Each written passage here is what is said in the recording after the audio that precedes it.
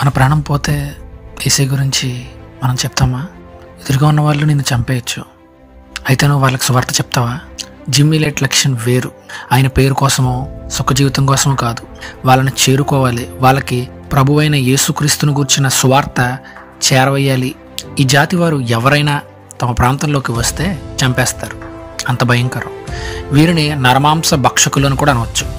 అక్కడ నశించిపోతున్న ఆత్మలు మాత్రమే కనిపించాయి. అందుకనే అతడు మరణించినను మాట్లాడుచున్నాడు అన్నట్టుగా ఈక్వెడార్ అనే అడవుల్లోకి నలుగురు వాళ్ళు స్థానిక భాష నేర్చుకోవడం మొదలుపెట్టారు. వారికి కావలసినవి అప్పుడప్పుడు అందజేస్తూ ఉండేవారు. ఒక చిన్న బీచ్ దగ్గర ఎయిర్ క్రాఫ్ట్ని ల్యాండ్ చేశారు. వారితో ఉన్న రేడియో కాంటాక్ట్ కూడా తెగిపోయింది. వారందరి మృతదేహాలు అక్కడ కనిపించాయి. రక్తపు మడుగులో అలా పడి ఉన్న ఆ మృతదేహాలను సచితం కనుగొంది. పరలోకం మాత్రం వారిని ఆహ్వానించింది.